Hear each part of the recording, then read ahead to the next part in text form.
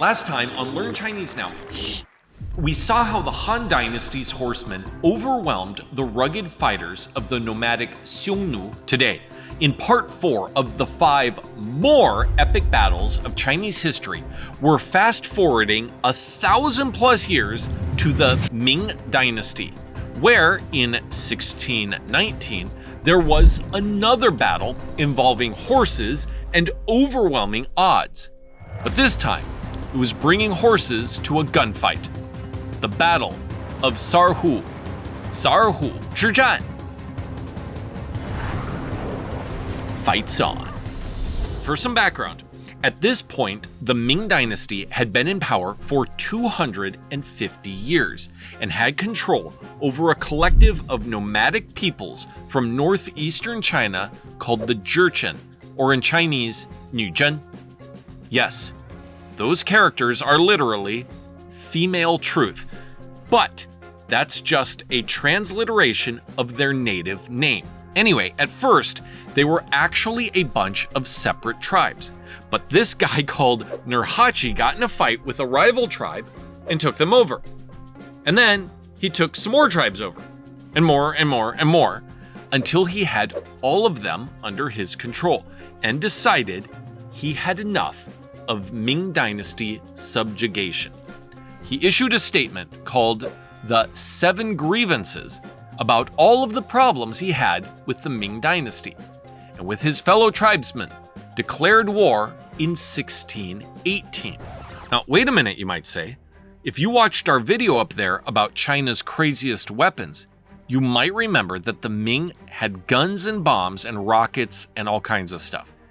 How would these nomadic Jurchen tribes be a threat to the Ming Dynasty?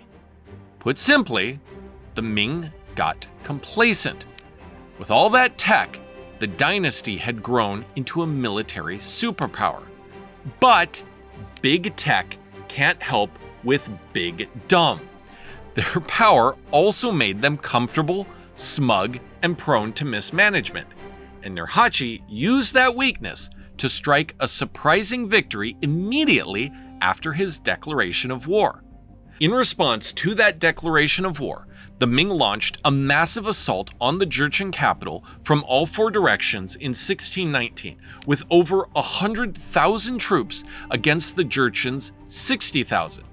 Those seem like good odds, right? Intelligent planning for sure, until the stupid hit.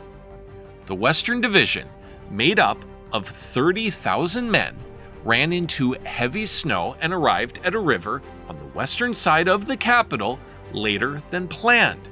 Annoyed, impatient, and apparently very drunk, their commanding officer, Du Song, took 10,000 men and decided to immediately cross the river and attack.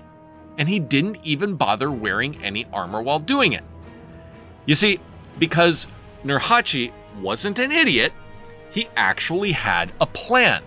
The Jurchen had built a dam at the head of the river, and when Du Song was halfway across, they broke down the dam, sending a massive rush of water at Du Song and his 10,000 men, who then had to make a mad dash to cross to the other shore. His other 20,000 troops, which included all of his artillery, decided they weren't gonna risk crossing those rough waters to meet up with their commander. Not a good start. Du Song, now isolated, decided to set up 2 camps and take a breather with his troops. But before long, the Jurchen descended on and demolished both with ease. The Ming musketeers couldn't keep up with the Jurchen's speed, and the muzzle flash from each shot just gave away their position in the night.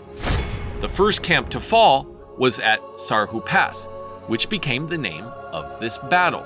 The remaining Ming troops on the other side of the river regrouped with the Northern Division, led by the general Ma Lin. Thankfully, Ma Lin was a lot smarter and a lot more careful, and hearing of Du Song's demise, decided to play it safe and set up 3 defensive camps to hold the Jurchen off.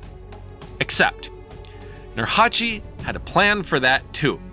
he went straight for the primary camp, sending his infantry to distract one side while sending his cavalry to assault the other. They were so fast and so effective that the Ming gunners only had time to get off one shot before being punched through the Jurchen cavalry, and the main camp quickly fell apart. The other two didn't stand a chance either. Ming's central command ordered a full retreat after the catastrophic losses on those two fronts, but the Eastern Division, led by General Liu Ting, didn't get the memo. Instead, these 10,000 Chinese soldiers, followed by 20,000 Korean archers and musketeers, were making steady progress towards the Jurchen capital, right into a trap. See, Nurhaci planned for this too.